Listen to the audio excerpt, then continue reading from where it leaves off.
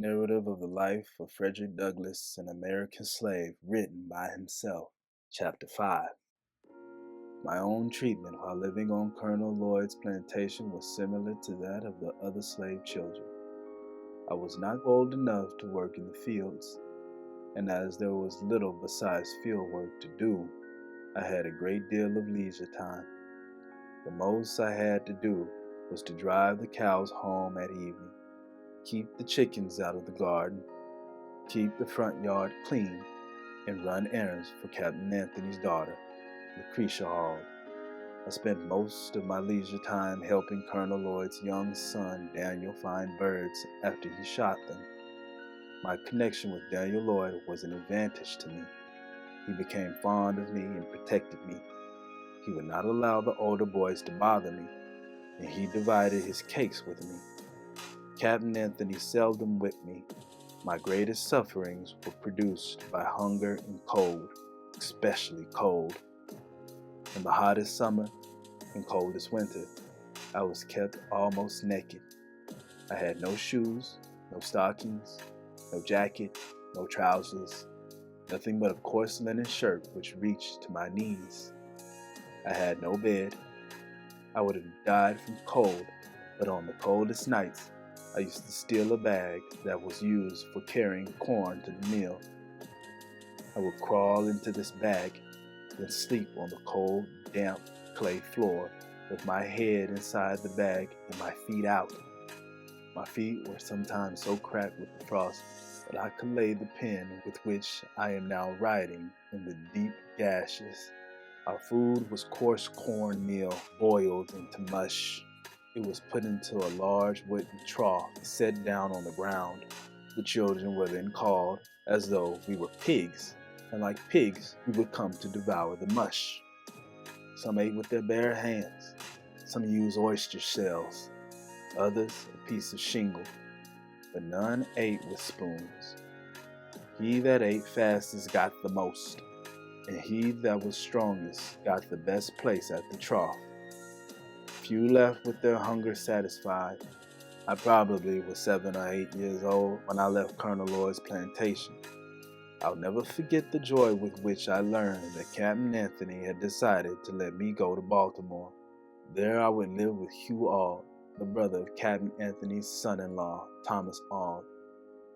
I learned this about 3 days before my departure. During those 3 days, I spent most of my time in the creek, washing off the dirt of the plantation and preparing myself for departure. I washed because Lucretia Auld told me that I had to remove all the dead skin from my feet and knees before I could go to Baltimore. She said that the people in Baltimore were very clean and would laugh at me if I looked dirty. Besides, she was going to give me a pair of trousers, which I couldn't put on until I had removed all the dirt. The thought of owning a pair of trousers was great indeed. It motivated me to scrub until I had removed not only the dirt but almost my skin. The ties that ordinarily bind children to their homes did not exist in my case. I felt no sadness at the thought of leaving. I was not leaving any loved one. My mother was dead. My grandmother lived far away, so I seldom saw her. I had 2 sisters and 1 brother who lived in the same house as I, but our early separation from our mother had made us nearly forget that we were related. My cousin Tom had described Baltimore in a way that made me wild with desire to see it. Whenever I had pointed out something beautiful or fine at Great House Farm, Tom had told me that he had seen something far more beautiful or fine in Baltimore. We sailed for Baltimore on a Saturday morning. I remember only the day of the week because I did not know the days of the month then, or the months of the year. From the ship's deck, I looked back at Colonel Lloyd's plantation for what I hoped would be the last time. Early on Sunday morning, we landed at Smith's Wharf in Baltimore. A large flock of sheep was on board.